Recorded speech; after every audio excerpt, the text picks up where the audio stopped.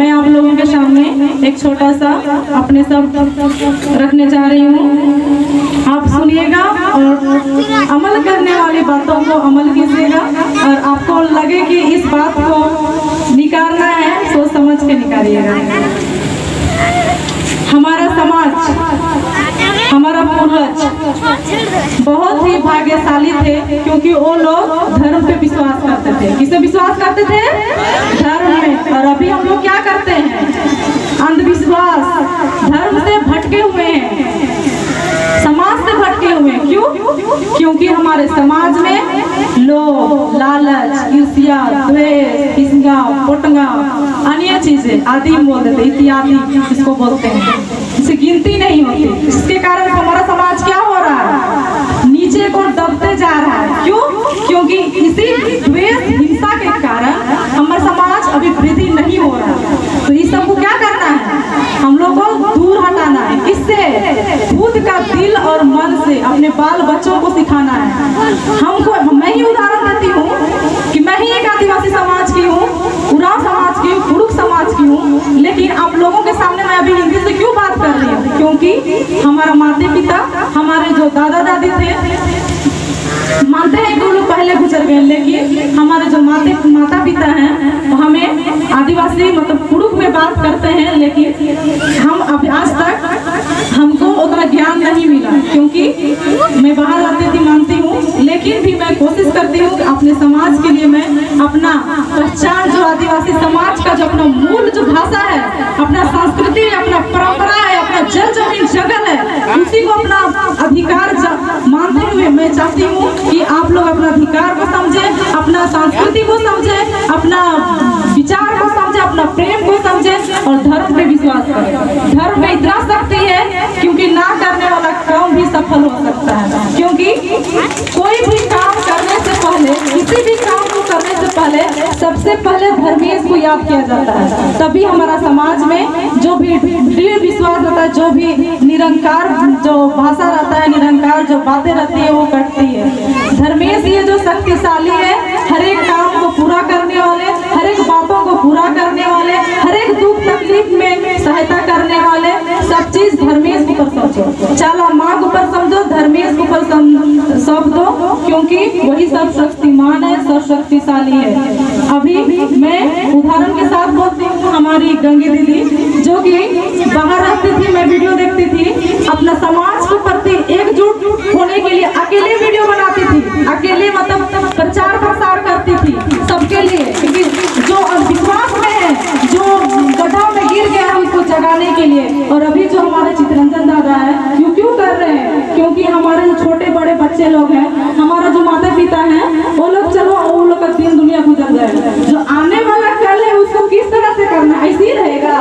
तो शिक्षा देना बहुत जरूरी है। उसके लिए क्या करेंगे? स्कूल भेजना जरूरी है। सरकारी स्कूल को बोल देता है बच्चा सरकारी स्कूल जाता है, नहीं, कोई भी चीज सरकारी चीज वो गलत नहीं होता। शिक्षा मतलब मंदिर है। जिस तरह से आप सरना माँ का आराधना कर रहे हैं, पूजा कर रहे हैं, उसी प्रकार से स्कूल एक मंदिर है। बोला जाता है माता पिता सबसे पहला गुरु है, उसी प्रकार से हमारा स्कूल का भी दूसरा गुरु टीचर होता है।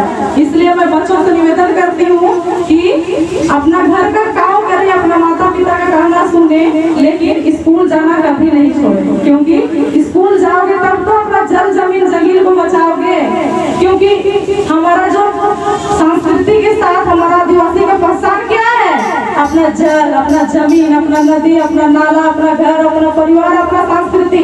उसके अलावा हम लोग को कोई किसी से नहीं पहचानता। आदिवासी समाज का सबसे पहला पहचान सिर्फ अपना जल जमीन जंगल और अपना संस्कृति, अपना परंपरा, अपना आदिवासी सरना माँ का धर्म है। सरना धर्म संसार में सबसे सशक्तिकार धर्म है। इसमें हम लोग कोई मूर्ति पूजा, देवी देवता का पूजा नहीं करते। जो हम लोग देखते हैं प्रकृति में पेड़ को स्वरूप में जिस प्रकार से पूजा करते हैं, हम लोग सबसे बड़ा स्वरूप पर उसी प्रकार से सखुआ का पेड़ का उसको हम लोग बनाते हैं क्या? मिट्टी से, पत्थर से उसको नहीं, क्योंकि साक्षात्कार रूप में देखते हैं। उसी प्रकार से सरना माँ का जो कृपा है, प्रेम है, जहाँ पे बोला जाता है